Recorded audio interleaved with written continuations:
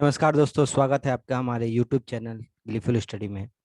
तो आज के सेशन में हम लोग एसएससी एमटीएस का मैथ जो है प्रीवियस ईयर का पेपर सॉल्व करेंगे, जो 2/8/2019 में पूछा गया था। ठीक है।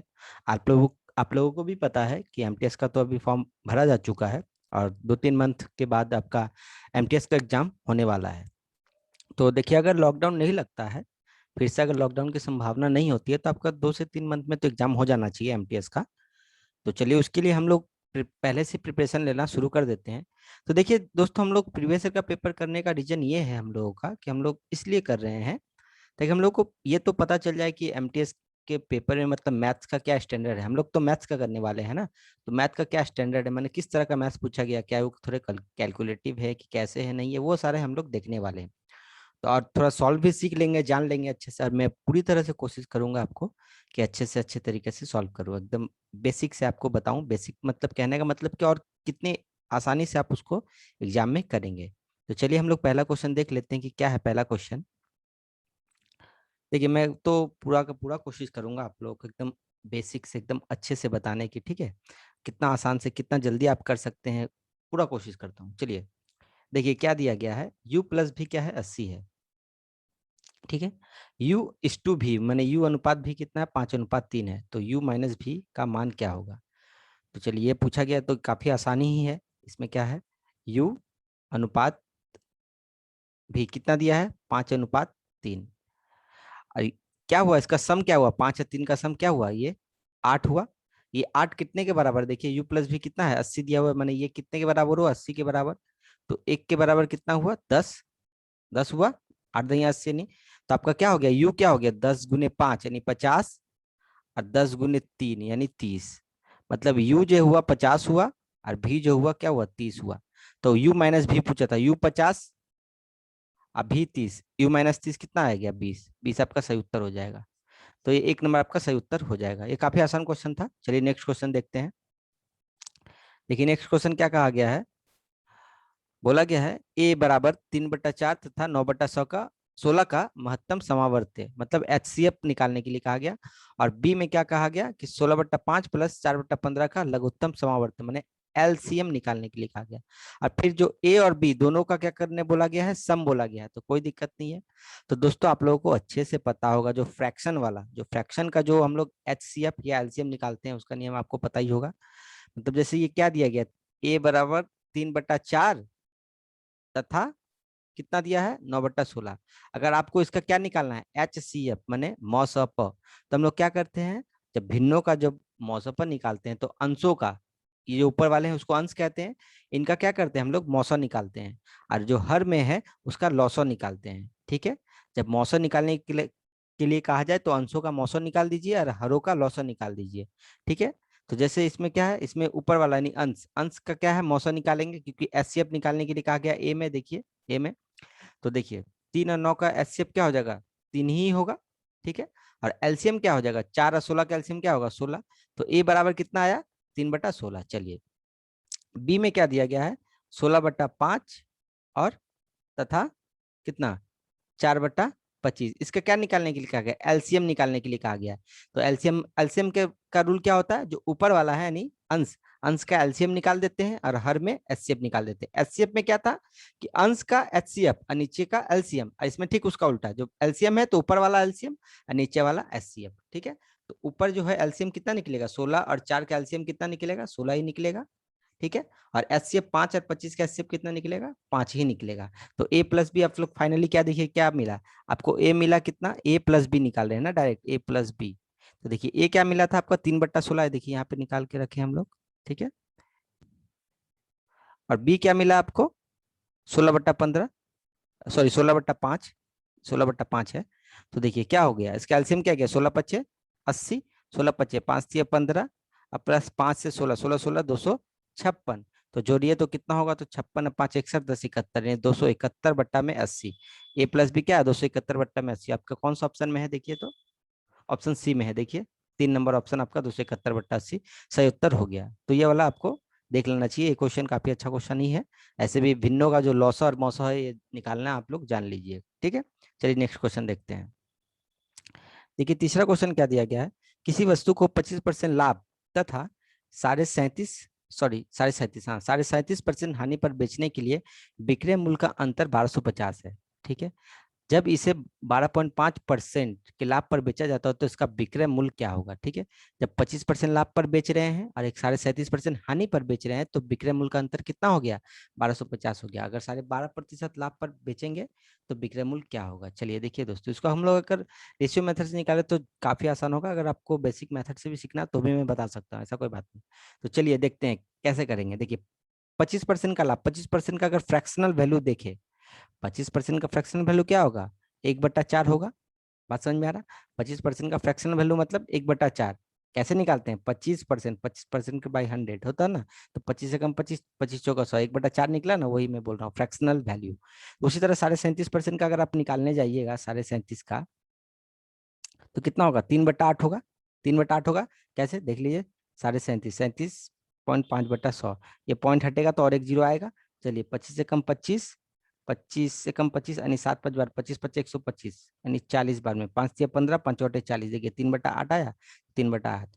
इसका मतलब देखिए 25% लाभ, इसको देखिए रेशियो में करने से क्या होता है, आसानी होता है, जल्दी आ जाएगा आपका आंसर। इसीलिए जैसे क्या है, इसका मतलब क्या हुआ, जो नीचे जो है ये जो हुआ आपका सीपी हुआ, तो लाभ है ना 25%, तो ये क्या हुआ आपका लाभ हुआ। उसी तरह ये क्या है, सीपी हुआ, तो ऊपर क्या है, हानि हुआ। क्योंकि एक बार 25% लाभ पे देखिए बोला गया है, एक बार 37.5% हानि, तो इसका फ्रैक्शन वैल्यू देखा, मतलब हम लोग लाभ या हानि हमेशा क्रय मूल्य पे देखते हैं, तो नीचे का जो होगा वो क्रय मूल्य है, और ऊपर जो है 4 पे 1 लाभ है, यहाँ पे 8 पे 3 हानि है।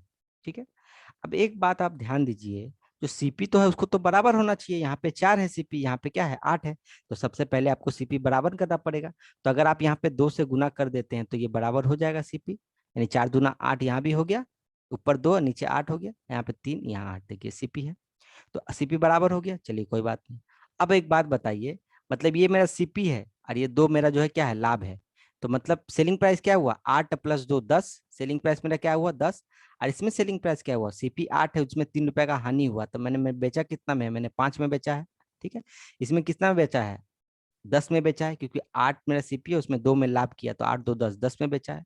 ठीक है, अब देखिए यही बोला जा रहा है, ये मेरा 10 जो है ये भी क्या है, एसपी आया, एसपी इसमें 5 एसपी आया, और इस दोनों का जो अंतर है यानी 10 - 5, ये कितने के बराबर दिया गया है, देखिए तो 1250 के बराबर दिया गया है, हाँ या ना, हाँ। यानी 5 जो है, 10 - 5 का अंतर क्या होगा, 5, 5 जो है 1250 के बराबर है, तो 1 के बराबर कितना हुआ, 1250/5। ठीक है, तो आपको निकालना है क्रय मूल्य, तो क्रय मूल्य आपका क्या है, 8 है, देखिए 8 है, तो 8 के बराबर कितना होगा, तो 5 दूना 10 पचम 25, यानी 250 गुना 8 कितना हुआ आपका, यानी 25 × 200 यानी 2000। 2000 आपका क्या आ गया, सीपी आ गया। जब सीपी मेरा 2000 आ ही गया, तो अब आप उसको 12.5% लाभ पे बेचिएगा, तो उसका विक्रय मूल्य, नया विक्रय मूल्य 12.5% लाभ कीजिए, नहीं 112.5, 12.5% लाभ कर रहे हैं बाई 100, ये पॉइंट हटाएंगे तो और एक जीरो आएगा। चलिए इसको 3 जीरो से 3 जीरो तो ऐसे ही काट देंगे, तो 1125 गुना 2 यानी 2250, 2250 आपका क्या हो जाएगा दोस्तों, विक्रय मूल्य हो जाएगा, जब उसको 12.5% के लाभ पर बेचेंगे तो। चलिए अब नेक्स्ट तीसरा क्वेश्चन देखते हैं हम लोग।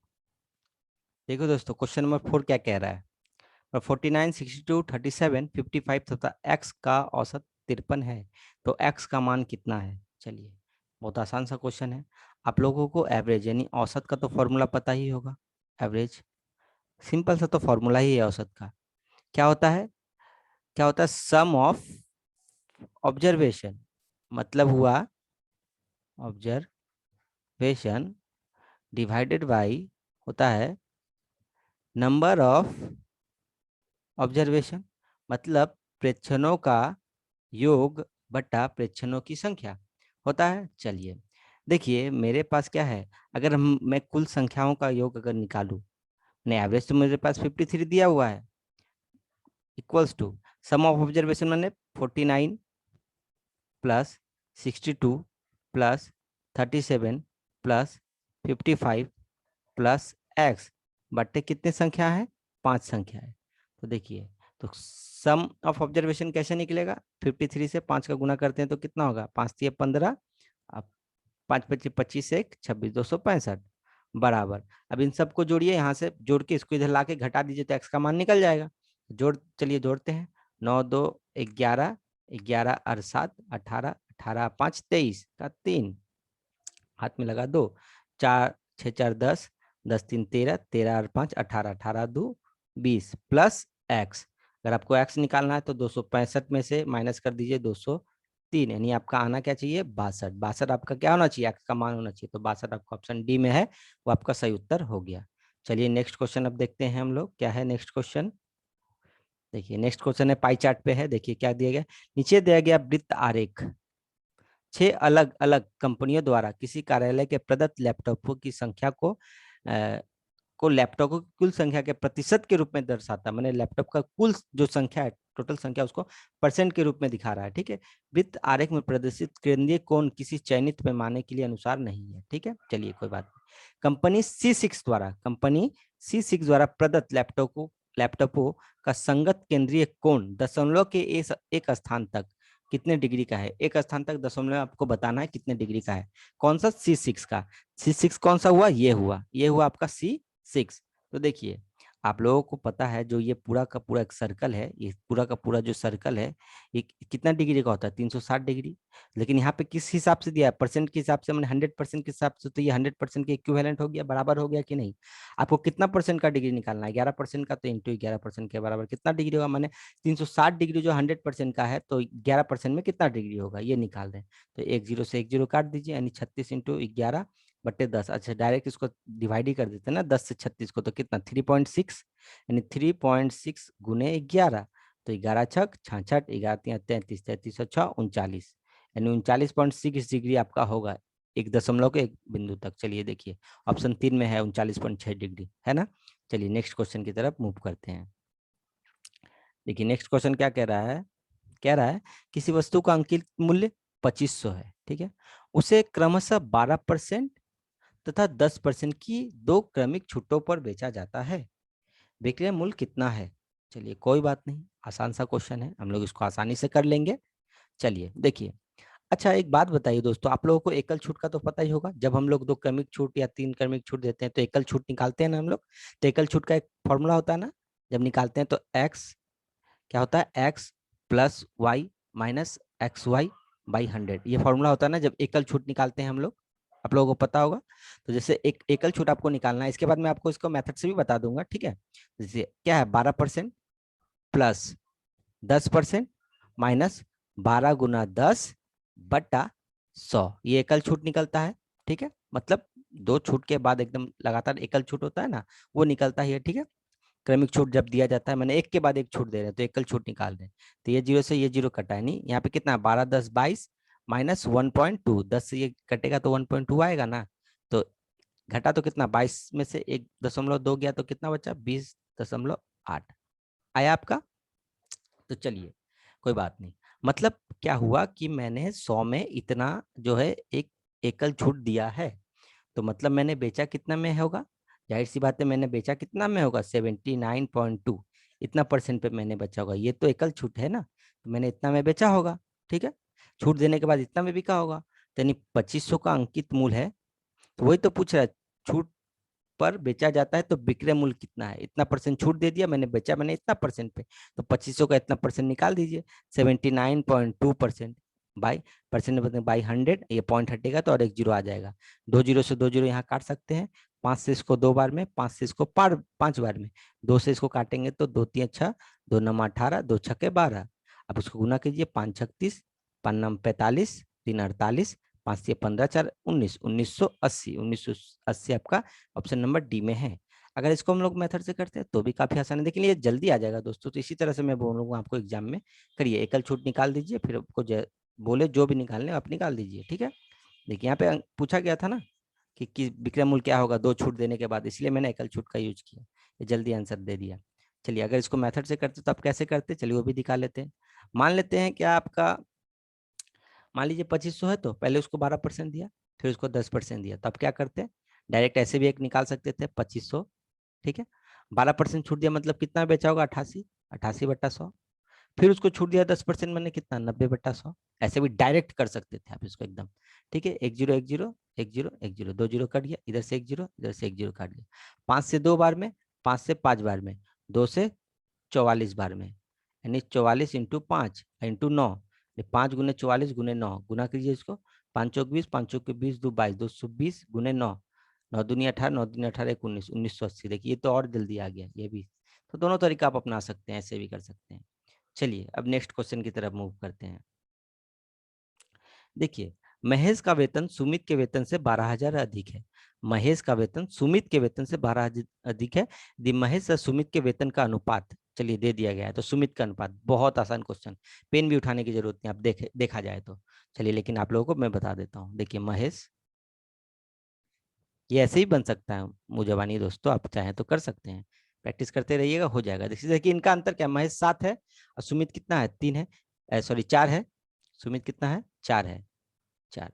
तो देखिए क्या बोला गया है, महेश सुमित, सॉरी महेश का वेतन सुमित के वेतन से 12,000 अधिक है, यानी महेश ये है, सुमित ये है। Mahesh 7 unit, Sumit 4 unit. तो देखिए महेश तो ज्यादा हुआ, लेकिन इन दोनों का अंतर कितने का है, देखिए तो 7 और 4 में 3 का अंतर है। ये कितने के बराबर है, 12,000 के बराबर। 12,000 अधिक है वही जो सुमित महेश। तो 3 से 4 बार में 1 के बराबर कितना हुआ, 4,000। 1 के बराबर कितना हुआ, 4,000 हुआ। तो आपको पूछा किसका गया है, तो सुमित का वेतन कितना है, सुमित कितना है 4, तो 4,000 1 के बराबर होगा, तो 4 यूनिट के बराबर कितना होगा, इंटू 4, तो 4 चौक 16,000। 16,000 होगा आपका सुमित का वेतन। ऑप्शन 1 आपका सही उत्तर हो जाएगा। चलिए नेक्स्ट क्वेश्चन देखते हैं आप लोग। देखिए 8 क्या कह रहा है, देखिए ये सिंप्लीफिकेशन का है क्वेश्चन नंबर 8। तो चलिए इसको आसानी से हम लोग कर लेते हैं। कैसे करेंगे, देखिए दिया गया है कि 7 divided by 2 minus 3 of 7 divided by 4 divided by, middle bracket start है, फिर छोटा ब्रैकेट में 2 divided by 5 close into 25 divided by 8 divided 5 divided by 2। चलिए काफी लंबा ही है, चलिए इसको कर लेंगे आसानी से। सबसे पहले कैसे, कहाँ से स्टार्ट करते हैं, चलिए यहाँ से स्टार्ट करते हैं। देखिए इसको पहले सॉल्व करते हैं जो ब्रैकेट के अंदर सब दिए हुए हैं, ठीक है। तो ये देखिए 2 डिवाइडेड बाय 5, इसको ऐसे लिखें। अब 25/8, ये डिवाइडेड बाई 8, ठीक है। ये डिवाइड जब बदलेगा तो क्या हो जाएगा, 2 ऊपर चला जाएगा, अब 5 नीचे आ जाएगा, इंटू में बदल जाएगा। तो 5 से 5 बार में कट गया, 2 से 4 बार में कट गया, ये 2 से ये 2 बार में कट गया, ये 5 कट गया, बचा क्या, 1/2। मैंने इतना जो मैंने सॉल्व किया तो आया क्या वैल्यू, 1/2। चलिए यार लिख के रखिए। अब आगे से सॉल्व करते हैं। आगे क्या है, 7 डिवाइडेड बाई 2 माइनस, इधर देखिए क्या है, 3 ऑफ 7, मैंने पहले ऑफ हटाएंगे तो क्या हो जाएगा, गुना हो जाएगा, 3 सत्ते 21 डिवाइडेड बाई 4 यानी भागा 4 भागा, ये देखिए इतना सॉल्व करके हम लोग क्या लाए हैं, 1/2 लाए हैं, लिख दीजिए। अब देखिए दोस्तों इसको कैसे करेंगे, 7/2 माइनस, अब देखिए 21 डिवाइडेड बाई 4 भागा फिर 1/2, यही है ना, इसी तरह है ना। 7/2 माइनस 21/4। अब देखिए पलटेगा तो 2 ऊपर चला जाएगा, तो 2 गुना हो जाएगा। तो क्या है आपका, 7/2 माइनस 21 दूना 42/4। तो 4 चला गया आपका एलसीएम, 2 से 2 दूना यानी 7 दूनी 14, और 4 से 4 मिल यानी 42। तो देखिए घटाने के बाद क्या आया, 14 में से 42 गया, आपका कितना आया, यानी इधर आपका 2 चला गया, यानी 28, माइनस 28/4। क्यों बोलिए तो माइनस का साइन बड़ा है, देखिए इधर देखिए, +14 या -42 है, इसीलिए -28 हो गया। तो 4 से इसको काटेंगे तो 7 आएगा, यानी आपका क्या आएगा, -7 आपका सही उत्तर आ जाएगा, यानी ऑप्शन 2 आपका सही उत्तर हो गया। तो चलिए अब नेक्स्ट क्वेश्चन की तरफ मूव करते हैं। देखिए दोस्तों क्वेश्चन नंबर 9 क्या कह रहा है, डेट और मंथ के रूप में लिखित वर्ष 2019 की माध्यिका तिथि। माध्यिका तिथि कहने का मतलब हुआ कि जो साल 2019 में जो बीच वाली दिन है, सबसे बीच में कौन सा दिन पड़ा था, मतलब कहने का मतलब है क्या, 1 जुलाई था, एक साथ था, या 30 जून था, ठीक है, या 2 जुलाई था, या 30/7 था। यहाँ पे तो आंसर आपका टिक किया हुआ है, लेकिन कैसे निकालिएगा वो हम लोग देखेंगे यहाँ पे कि कैसे आपको निकालना है, माध्यिका तिथि अगर निकालना है तो। तो देखिए 2019, सबसे पहला बात है कि 2019 क्या है, एक नॉन लीप ईयर है। नॉन लीप ईयर मतलब हुआ कि ये लीप वर्ष नहीं है, अधिवर्ष नहीं है। 2019 जो है एक ऑर्डिनरी साधारण वर्ष है, ठीक है। तो देखिए तो 2019 में दिन कितने होंगे बताइए, तो 2019 में कितने दिन होंगे, 365 दिन होंगे, फिर 65 डेज होंगे। चलिए अगर आपको बीच की तिथि निकालनी है, बीच का डेट निकालना है, तो देखिए कि बीच का डेट निकालने के लिए मतलब क्या है, कि इसका मतलब एवरेज टाइप का निकालना है मुझे। मतलब मुझे पता है कि अगर आपको एवरेज निकालना है, पहला दिन पता है और आखिरी दिन पता है, तो आप निकाल लेंगे बीच का दिन, पहला तारीख यानी पहला दिन प्लस 365वां दिन, बटा 2 करेंगे तो बीच वाला दिन निकल जाएगा, मतलब 366 बट्टा 2 मतलब कितना है 183। 183वां जो दिन है 183 जो 183rd जो डे है वो आपका बीच वाला दिन है। तो कौन सा होगा, किसमें पड़ रहा है, आपको ये अब दिखाना है। देखिए देखिए लिख लेते हैं। जनवरी, जनवरी में कितना दिन होगा 31। फेब में कितना होगा 28। मार्च में कितना होगा 31। अप्रैल में 30। मई 31 और जून 30। चलिए यहाँ तक पहले कैलकुलेट करके देख लेते हैं, इससे करीब करीब तो पहुँचते हैं। 8 1 9 1 10 1 11, चलिए 11। 3 2 5 3 8 3 11 3 14 3 17 1 18 181। मतलब हुआ जब आपको जो 30 जून है, 30 जून तक आप पहुंचेंगे तो आपको 181वां दिन पूरा हो रहा है। तो इसका मतलब आपको जुलाई में इंटर करना है और 2 दिन जोड़ लेंगे तो आपका जुलाई में पड़ जाएगा। देखिए 183 दिन में जाना है, मैंने 181वां दिन हो गया जो 30 जून तक हुआ, तो 183वां दिन में जाना मतलब और 2 दिन, मैंने 2 जुलाई हो गया आपका, इसका मतलब 2 जुलाई। समझ में आ रहा है कि नहीं। 30 के बाद क्या आएगा, जून के बाद क्या आएगा, जुलाई आएगा। 1 जुलाई आएगा, दूसरा जुलाई आएगा, 2 जुलाई आपका बीच वाला तिथि हो गया। मैंने हम लोगों ने तो एवरेज दिन क्या निकाल के रखा है, 183वां दिन जो हम लोगों ने निकाल के रखा है कि वो एवरेज दिन होगा। ठीक है, मैंने माध्यिका डेट होगा आपका, माध्यिका तिथि होगा 183वां दिन। लेकिन 183वां दिन है कौन सा दिन, तो उसको हम लोगों ने कैसे निकाला, ऐसे करके निकाला। हमने जब देखा कि 181वां दिन जो है 30 जून को पड़ रहा है, तो उसमें और 2 जोड़ देंगे क्योंकि मेरा 183वां दिन जो है माध्यिका है, तो और 2 जोड़ देंगे, 2 मतलब 2 जुलाई। 2 जुलाई आपका सही उत्तर हो गया। आशा करती है क्वेश्चन आपको समझ में आया होगा। नेक्स्ट मूव करते हैं हम लोग। ठीक है, देखिए नेक्स्ट क्या दिया गया। एक कार 6 मिनट में 300 मीटर की दूरी तय कर सकती है, उसकी औसत गति किलोमीटर प्रति घंटा में कितनी है। बहुत ही आसान क्वेश्चन है। देखिए 300 हम लोग को पता है ना, चलिए लिख देते हैं पहले। Speed equal to distance upon time होता है, ये तो सबको पता है। चलिए हमको निकालना है दूरी को ही। दूरी मेरा क्या है 300 मीटर है। 6 मिनट में, तो इसको पहले सेकंड में बदलिए। 6 मिनट को सेकंड में बदलेंगे तो 6 गुना 60 करेंगे, 360 सेकंड। क्योंकि 1 मिनट में कितना होता है 60 सेकंड होता है। तो 6 मिनट में कितना होगा 6 × 60, 360 सेकंड। तो मीटर पर सेकंड में आ गया, लेकिन आपको पूछा किस में है, किलोमीटर प्रति घंटा में, तो फिर इसको 18/5 से आपको गुना करना पड़ेगा। तो गुना कर दीजिए, 1 0 से 1 0 कट गया, 18 से 2 बार में कट गया, 2 से 15 बार में कट गया, अब 5 से ये 3 बार में कट गया, यानी 3 किलोमीटर प्रति घंटा, यानी ऑप्शन 2 आपका सही उत्तर हो गया। चलिए नेक्स्ट क्वेश्चन की तरफ मूव करते हैं। नेक्स्ट क्वेश्चन क्या कह रहा है कि एक व्यक्ति अपने वेतन का 10% भोजन पर खर्च करता है, वो शेष भाग का 20% ईंधन पर खर्च करता है। यदि उसके पास अभी 4,680 शेष है, मैंने पहले 10% खर्च किया, फिर 20% ईंधन पर खर्च, मैंने शेष भाग का 20%, मैंने 10% खर्च भोजन पर खर्च करने के बाद का जो शेष बचा उसका मतलब 20% ईंधन पर खर्च करता है। यदि अब उसके पास 4,680 शेष है तो उसका वेतन कितना है, ये मान लेते हैं उसका वेतन 100% है, पूरा 100 है। अब उसका 10% खर्च कर दिया तो बचा कितना 90। ठीक, अब ये जो बचा शेष शेष उसका फिर 20% इसने खर्च कर दिया तो बचा कितना, हटा दीजिए 20%, 80 यानी कितना 9 × 8 = 72, इतना बचा। ये जो है कितने के बराबर है, सवाल में क्या कहा गया 4,680, 72 यानी 4,680 के बराबर। तो एक कितने के बराबर 4,680/72, देखिए तो कितना बार में जाता है 12 × 6 = 72, 12 कम 12 36 और 6 और 4 10 12 9 103 390, यानी 6 6 36 और 3 6 25 30 65, एक जो है 65 के बराबर हुआ। तो आप माने क्या है आपको उसका वेतन 100, तो 100 के बराबर कितना 65 × 100, माने 6500 क्या रहा होगा उसका वेतन रहा होगा, यानी ऑप्शन 3 आपका सही उत्तर हो जाएगा। चलिए नेक्स्ट क्वेश्चन की तरफ मूव करते हैं अब हम लोग।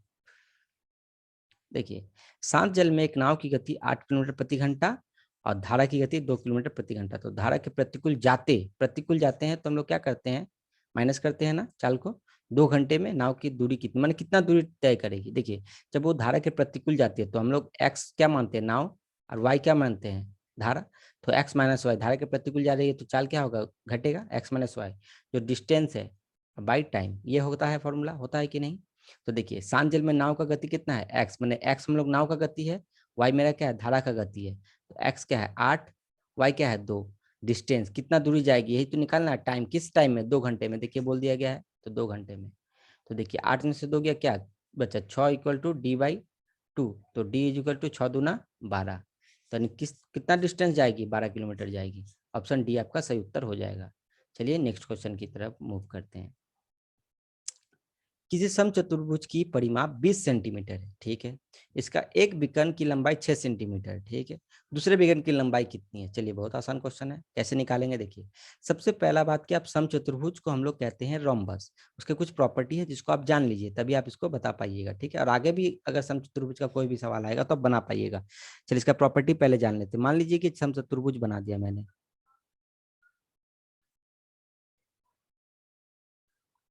ठीक है।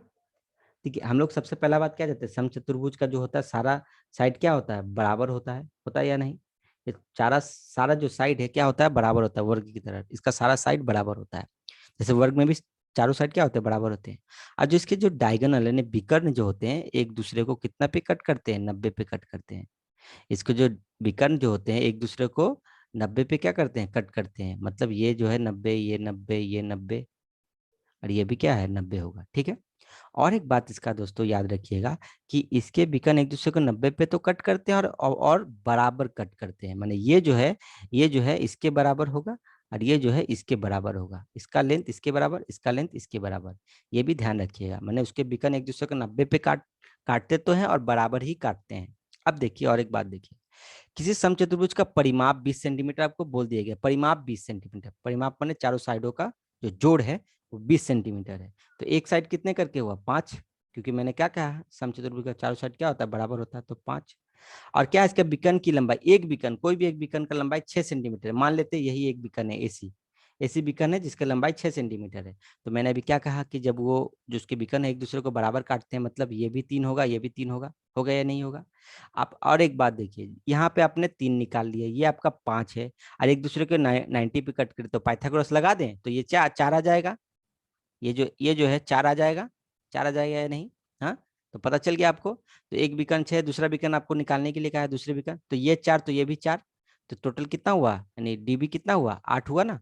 तो दूसरा विकर्ण आपका क्या हो गया, 8 हो गया, यानी ऑप्शन 2 आपका सही उत्तर हो गया। समझ में आ गया। चलिए नेक्स्ट क्वेश्चन की तरफ मूव करते हैं अब हम लोग। देखिए नेक्स्ट क्वेश्चन क्या दिया हुआ है, पाई चार्ट पे है, कोई बात नहीं। देखिए वही 20 तारे कितना लिखा हुआ है, इसको अब यहाँ पे पढ़िए, क्वेश्चन में नहीं है, पढ़िए। कंपनी C1 तथा कंपनी C3 के लैपटॉपों की संख्या का अनुपात कितना है। C1 और C3 के लैपटॉपों की संख्या, देखिए यहाँ पे सबसे पहला बोला गया था लैपटॉपों की संख्या को हम लोग किस में दिखा रहे हैं, परसेंटेज में दिखा रहे हैं ना। देखिए प्रतिशत के रूप में, तो बस प्रतिशत का ही औसत मैंने आपका ये निकाल दीजिए, सॉरी रेशियो में निकाल दीजिए। तो C1 और C3, C1 कितना है देखिए, तो C1 12% है। C3 कितना है देखिए, तो C3 कितना है, 18% है, 18%। इसको क्या निकालना है, रेशियो में, अनुपात में, तो परसेंट से परसेंट गया, 6 दूनी 12, 6 18, 2:3। ऑप्शन 3 आपका सही उत्तर हो गया। काफी आसान क्वेश्चन। नेक्स्ट क्वेश्चन देखिए, कोई व्यक्ति 2 वर्षों के लिए 500, 5 वर्षों के लिए 600 तथा 6 वर्षों के लिए 1000 सभी को साधारण ब्याज की समान दर पर, रेट सेम है, ठीक है, जमा करता है। यदि वो कुल 1000 का साधारण ब्याज प्राप्त करता है तो प्रति वर्ष ब्याज की दर कितनी, मैंने रेट ही निकालना है। वो जो रेट है, जिस सेम रेट पे वो जो 500 रुपया जो है 2 साल के लिए लगा रहा है, उसी रेट पे 600 रुपया 5 साल के लिए लगा रहा है, और फिर 6 वर्ष के लिए 1000 रुपया लगा रहा है, ठीक है। तो रेट बताना है। चलिए कोई बात नहीं है, आपको पता है ना SI का फॉर्मूला क्या होता है, P/R/T/100। P फॉर प्रिंसिपल यानी मूलधन, R फॉर रेट यानी दर, T फॉर टाइम यानी समय। चलिए देखिए, जब वो 500 रुपया 2 साल के लिए लगाता है और रेट R है मान लिया, बटा 100 जो इंटरेस्ट है, फिर वो 600 रुपया 5 साल के लिए लगाता है, रेट तो वही R है, सेम रेट पे लगा रहा है, बटा R 100। फिर 1000 रुपया 6 साल के लिए लगा रहा है, रेट वही है, बटे 100। ये सिंपल इंटरेस्ट, इस सिंपल इंटरेस्ट और इसका इंटरेस्ट, तीनों जुड़ के कितना होना चाहिए, 1000 रुपया साधारण कुल। देखिए कुल बोला है ना, तो मैंने भी क्या किया, तीनों को जोड़ दिया, जोड़ने के बाद ये 1000 के बराबर होना चाहिए नहीं। हाँ, अब देखिए इसको आसानी से सॉल्व करने का तरीका देखिए कैसे सॉल्व कर सकते हैं। एक बात देखिए दोस्तों, R/100 तीनों में कॉमन है, R/100, तो R/100 कॉमन ले लीजिए तीनों से। तो ऊपर आपका क्या बचा, 500 दूना 2 यानी 1000, प्लस 6×5 30 यानी 3000। ये कितना ये 1000 है ना, यहाँ 1000 है, देखिए 1000 दिया है, मैंने 100 लिख दिया था, 1000 कर दे रहा है उसको। 1000 1000 इंटू 6 6000, बराबर कितना हुआ, 1000, ठीक है। तो जोड़िए तो r बटा 100, ये कितना आया 1000, 3 1 4000, 6 4 10,000, 10,000 इक्वल टू 1000, ये 10,000 बराबर 1000। 2 जीरो से 2 जीरो कटा, 1 जीरो, 1 जीरो इधर कटा, 1 जीरो, 1 जीरो इधर कटा, मैंने r बराबर कितना आया 10% आपका उत्तर आ गया, यानी ऑप्शन सी आपका सही उत्तर हो गया। चलिए नेक्स्ट क्वेश्चन की तरफ मूव करते हैं अब हम लोग। क्या है, 8 सोने के सिक्कों का औसत भार 20 ग्राम प्रति सिक्का है। ये 20 ग्राम जो है प्रति सिक्का है, ठीक है। चलिए चांदी के, ये सोने के सिक्कों का है, ठीक है। ये चांदी के 12 सिक्कों का औसत भार 35 ग्राम प्रति सिक्का है। तो 20 सिक्कों के लिए प्रति सिक्का औसत भार, 20 सिक्कों का मतलब 8 सोने का सिक्का और 12 चांदी का सिक्का, दोनों जोड़िएगा तो 20 सिक्का हो जाएगा। तो उसका औसत भार पूछा गया, कोई बात नहीं। देखिए 8 सोने का प्रति सिक्का कितना है 20 ग्राम है। तो कुल अगर सोने का कुल वजन देखे, सोने का कुल वजन देखे अगर, तो कितना निकलेगा 20 गुना 8, 8 दुगुने 16 यानी 160 ग्राम, ठीक। उसी तरह चांदी का अगर कुल वजन देखे,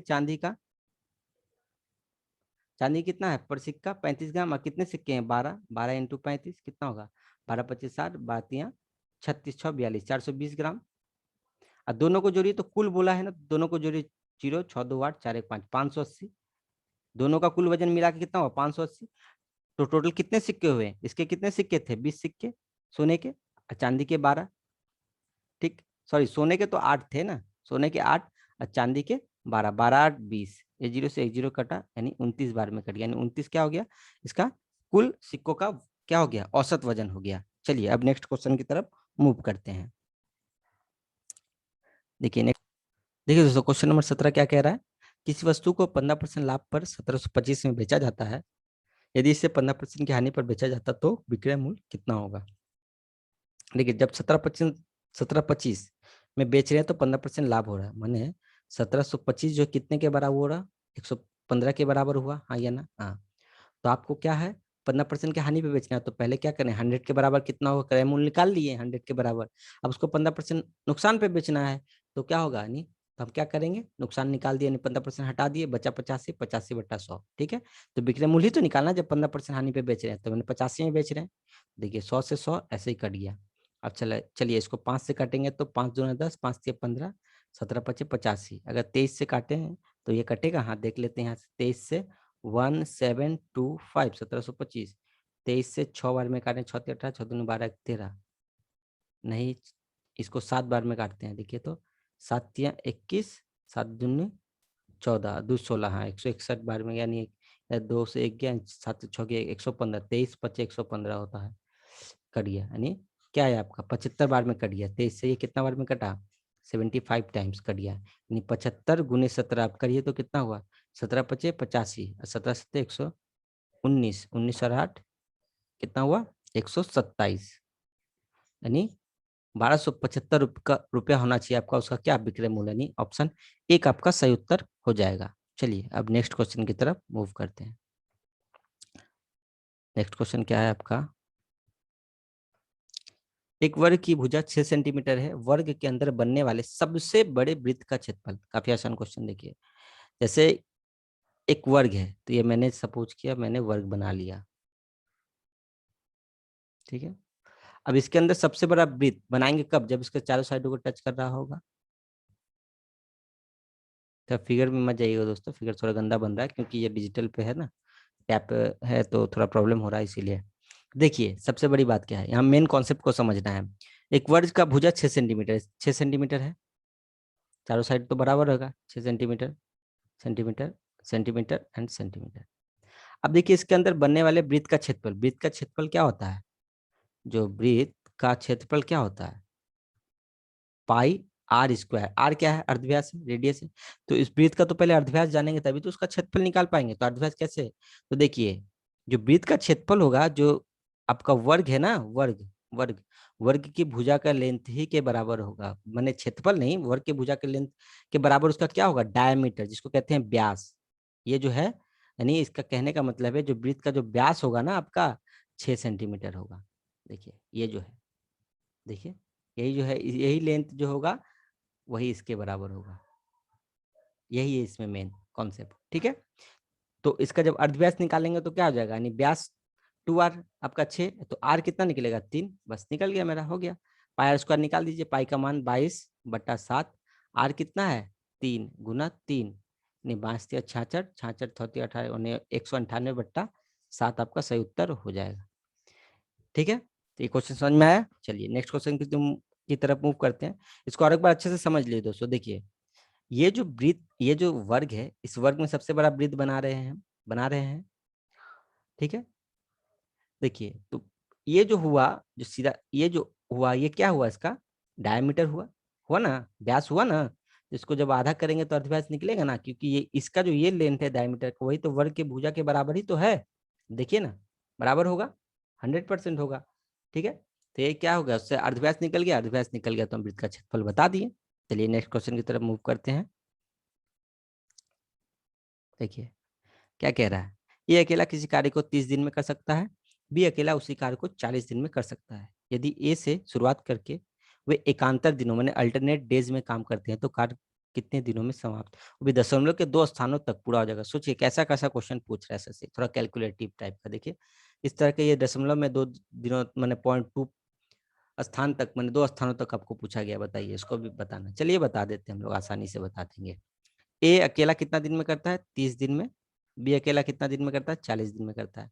तो देखिए हम लोग को क्या निकालना है यहाँ से, टोटल काम कैसे निकालेंगे, इन दोनों के दिनों का एलसीएम, मैंने कितना आएगा 120 आएगा, 30 चौको 120, 40 दिया, ये क्या आया क्षमता आया, ये क्षमता आया, और ये क्या है कुल काम। मतलब हुआ कि ए अगर करेगा तो एक दिन में 4 यूनिट, बी अगर करेगा तो एक दिन में 3 यूनिट, ये हुआ क्षमता। तो एक बात बताइए, ए और बी मैंने अल्टरनेट कर रहा है, मैंने पहले ए काम कर रहा है, फिर कौन काम कर रहा है, बी काम कर रहा है, फिर अगले दिन ए कर रहा है, फिर अगले दिन कौन कर रहा है, बी कर रहा है। तो इसका मतलब क्या हुआ कि 2 दिन में कितना काम हो पाया बताइए तो। एक दिन में ए आया 4 यूनिट कर दिया, अगला दिन बी आया 3 यूनिट कर दिया, तो 2 दिन में कितना काम हुआ, 7 यूनिट काम हुआ। अब दोस्तों यहाँ पे ध्यान से समझिए, यहाँ पे हम लोग को क्या करना चाहिए होता है, क्या करते हैं हम लोग कि यहाँ पे सोचिए कितना से गुना करे कि 100, हमको तो पूरा क्या 120 यूनिट काम पूरा करना है ना, ये मेरा टोटल काम है, इसको पूरा करना है, लेकिन कितने दिनों में करेंगे यही तो उत्तर बताना है, वो दिन ही तो बताना है। तो देखिए यहाँ पे कितना से गुना करे कि कम से कम 120 के करीब करीब तो पूछे, फिर हम आसानी से फिर सॉल्व कर सकते हैं। देखिए तो देखिए यहाँ पे क्या कैसे कर सकते हैं बताइए तो, 16 सतह कितना होता है 112।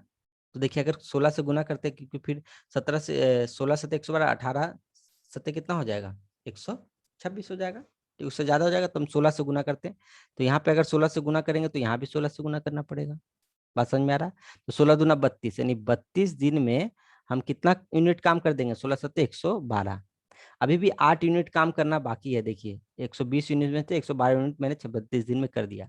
अब बताइए 33वां दिन में कौन आएगा, ए आएगा, ए आके 4 यूनिट कर देगा। क्यों ए आएगा, देखिए एक बात समझिए, पहले ए आ रहा है, फिर बी आ रहा है, फिर ए आ रहा है, फिर बी आ रहा है, मतलब पहला दिन में ए आ रहा है, फिर तीसरा दिन में ए आ रहा है। ठीक है, अब भी दूसरा दिन में, फिर चौथा दिन में, मतलब बी जो आ रहा है आप बताइए, इवेंट डे में आ रहा है, सम संख्या वाले दिन में आ रहा है, मैंने 2 में आया, 2 दिन दूसरा दिन आया होगा तो चौथा दिन आया होगा, तो फिर बी छठा दिन में आया होगा ना। और ए जो है विषम दिनों में आ रहा है। तो आप खुद ही समझिए, जब 112वां दिन मैंने 32 दिन, 32वां दिन में कौन आया होगा, बी आया होगा। बी क्या है, इवेंट संख्या है ना, इवेंट नंबर है ना। तो 32वां दिन में कौन आया होगा, बी आया होगा। तो अब कौन आएगा, ए आएगा ना। तो देखिए 33वां दिन में ए आएगा 4 यूनिट कर दिया। ठीक है, ए आके 4 यूनिट कर दिया, तो कितना हो गया 116 यूनिट। ठीक है, फिर 34वां दिन में कौन आएगा बताइए तो, अब बी आएगा, बी का बारी है, बी सम संख्या के दिन में आ रहा है, तो वो 3 यूनिट कर देगा, तो 119 यूनिट। ठीक, मतलब क्या हुआ 34 दिन में 119 यूनिट तो हो ही गया। अब आप ऑप्शन देखिए, 34.25 ऐसे ऐसे दिया हुआ है, 32.33, 16.33, आपको ऑप्शन एक तो सही हो जाएगा, लेकिन 2.25 जो कैसा है वो भी देख लीजिए। ठीक है, तो ये तो इससे तो हम लोग कंफर्म हो गया कि 34 दिन तो होगा, कंफर्म हो गया। लेकिन अब कैसे आया 0.25 वो भी देख लीजिए। देखिए 34 दिनों में तो 119। अब एक बात देखिए आप, फिर 35वां दिन मतलब अगले दिन जब ए आएगा, ये तो क्या करता है, ये तो एक दिन में 4 यूनिट करता है ना, 4 यूनिट, लेकिन बचा कितना है, सिर्फ एक ही यूनिट। हाँ, तो एक दिन में कितना करेगा 1/4, ये जब करेगा, देखिए एक ही यूनिट बचा है, और एक दिन में 4 करता है, तो इतना दिनों में कर लेगा, 1/4 दिनों में कर लेगा। 1/4 का मतलब क्या लिख सकते हैं 0.25, तो इसीलिए 34 0.25 दिनों में क्या होगा, काम पूरा हो जाएगा। चलिए अब नेक्स्ट क्वेश्चन देखते हैं, काफी इंपॉर्टेंट क्वेश्चन था, बढ़िया क्वेश्चन था। देखिए, यदि कोई राशि चक्रवृद्धि ब्याज की समान दर से 2 वर्ष के पश्चात 4,000 तो 4 वर्ष के पश्चात 6,000 हो जाती है, तो राशि कितनी है। देखिए दोस्तों, इसको मैं बहुत आसान तरीका से आपको बताऊंगा, कैलकुलेशन भी नहीं ज्यादा होगा, ठीक है। चलिए देखिए कैसे करेंगे। देखिए, जैसे कोई राशि है, मान लीजिए कोई राशि है सपोज, ठीक है, वो 2 वर्षों में, 2 साल में कितना हो जा रही है, 4,000 हो जा रही है, ठीक है। और 4 साल में क्या हो जा रही है, देखिए 4 वर्ष में 6,000 हो जा रही है। फिर 2 साल में, मतलब देखिए 2 साल माने ये जो 4 साल में तो 6,000 हुई, और ये देखिए 2 साल में 4,000 हुई, ठीक है। मतलब 4,000 से 6,000 होने में 2 साल लगा ना। हाँ, तो 4,000 से 6,000 होने में 2 साल लगा, मतलब 4 से 6,000 जो हुआ, कितना गुना हुआ, ठीक से देख के बताइए तो कितना गुना हुआ, 1.5 गुना हुआ ना। 4 से 6,000 हुआ मैंने 1.5 गुना हो गया, 1.5 गुना बढ़ा। तो यहाँ से यहाँ तक मैंने ये 1 गुना से इतना जो बढ़ा होगा वो भी 1.5 गुना बढ़ा होगा, बढ़ा होगा ना। तो मतलब ये कितना है, 4,000 जो कितने गुना के बराबर हुआ, 1.5 गुने के बराबर हुआ ना। 4,000 जो है 1.5 गुने के बराबर हुआ कि नहीं हुआ। तो एक का मतलब कितना, 4,000 बटा 1.5, तो एक के बराबर, एक आपने प्रिंसिपल माना है, तो एक के बराबर कितना, ये हटाइएगा, ऊपर क्या आएगा, 10 आ जाएगा।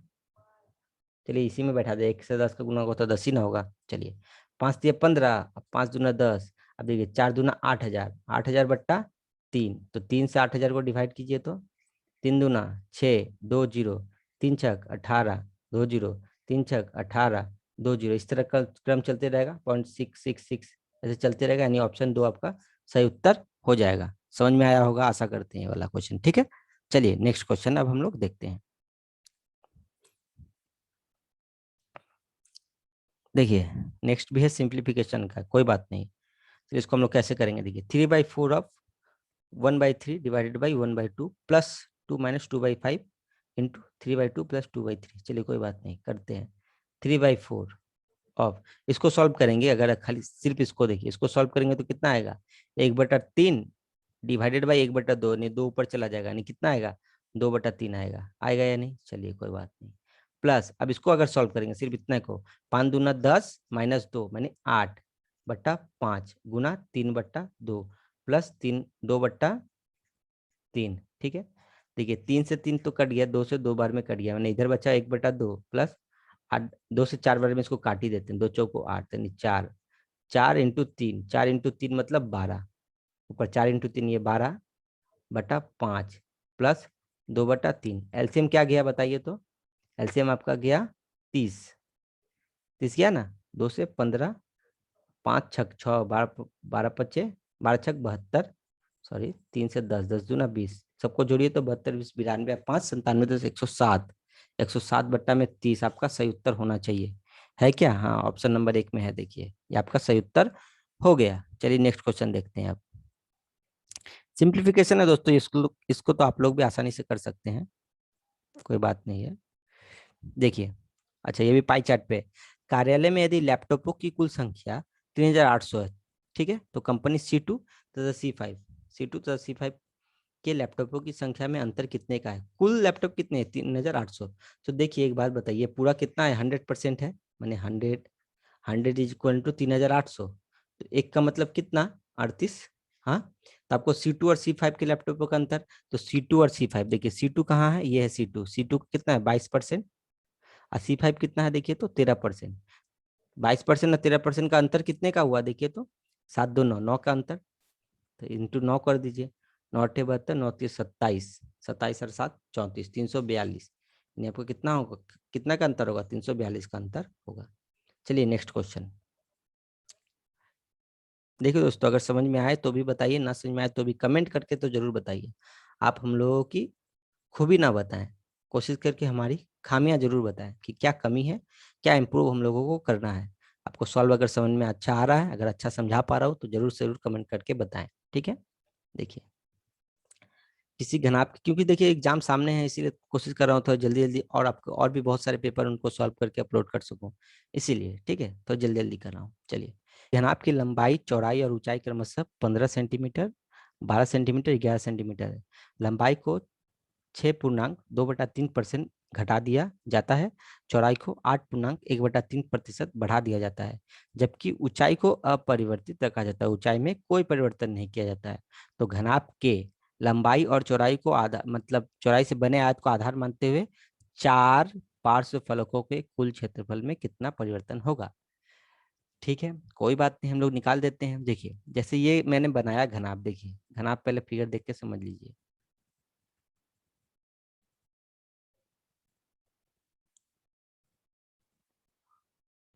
तो डिजिटल बोर्ड है दोस्तों, तो थोड़ा फिगर में एडजस्ट कर लीजिएगा।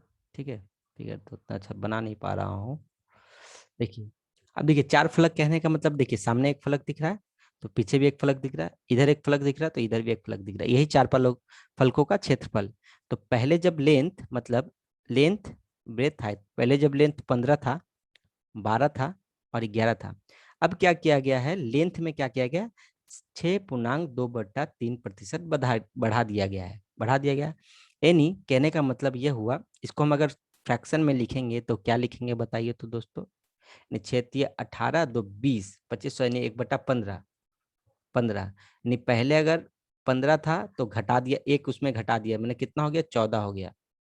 ठीक है, ठीक। अब क्या है, इसको चौड़ाई को 8.1/3% बढ़ा दिया, इसको अगर हम फ्रैक्शन में लिखेंगे तो क्या लिखेंगे, 8×1 = 24, 25 यानी 25 चौको 100 यानी 4×3 = 12, 1/12 फ्रैक्शन में लिखेंगे। मैंने पहले अगर 12 था तो बढ़ा दिया गया ना, एक उसमें बढ़ा दिया गया, अब चौड़ाई क्या हो गया, 13 हो गया, हाइट में कोई परिवर्तन नहीं, ये 11 ही रहा। अब चार फलकों का क्षेत्रफल कहने का मतलब, देखिए जैसे सामने का जो फलक है, सामने का फलक को गौर कीजिए, तो इसमें जो लेंथ है उसके ऊंचाई के साथ गुना करेंगे तो क्षेत्रफल निकल जाएगा, हाँ या ना, हाँ। जैसे लेंथ क्या है, 15 है, ऊंचाई क्या है, 11 है। ठीक, और एक बार लेंथ क्या है, एक बार लेंथ आपका कितना निकला जब घटाने का, 14। ठीक, ऊंचाई तो 11 ही रहेगा। ठीक है, और इस तरफ देखिए एक बार ब्रेथ क्या है, 14 है। ठीक, अगली बार एक बार ब्रेथ 12 है, सॉरी 12 है, तो हाइट क्या है, 11 ही है। और एक बार ब्रेथ क्या है, जब उसको मैंने बढ़ा दिया 13 हुआ। एक बार जब मैंने जैसे क्या, लंबाई मेरा क्या था, 15 था, तब हाइट 11 ही था, हाइट तो परिवर्तन नहीं हुआ। अब क्या है, मेरा लंबाई को मैंने इतना परसेंट घटाया, यहाँ पे देखिए तो कितना हो गया, 14 हो गया, तब भी हाइट वही है। अब चौड़ाई में देखिए, चौड़ाई एक बार 12 था, ठीक, फिर मैंने बढ़ाया इतना परसेंट, तो देखिए 13 हो गया, हाइट उतना ही है। कहने का मतलब है कि तो हमको वही पार्श्व चार फलकों के कुल क्षेत्रफल में कितना परिवर्तन होगा ये बोल पूछा गया है। तो देखिए, तो sorry 2 × L × H plus B × H, ये पार्श्वतल का क्षेत्रफल, ये L1 H1 देते हैं नाम, जैसे L1 H1 B1 H1। ठीक है, माइनस करेंगे 2 × L2 H1 plus B2 H1। Height में तो कोई चेंजेस ही नहीं हुआ, उसको H1 ही नाम दिया इसीलिए मैंने। ठीक है, 2,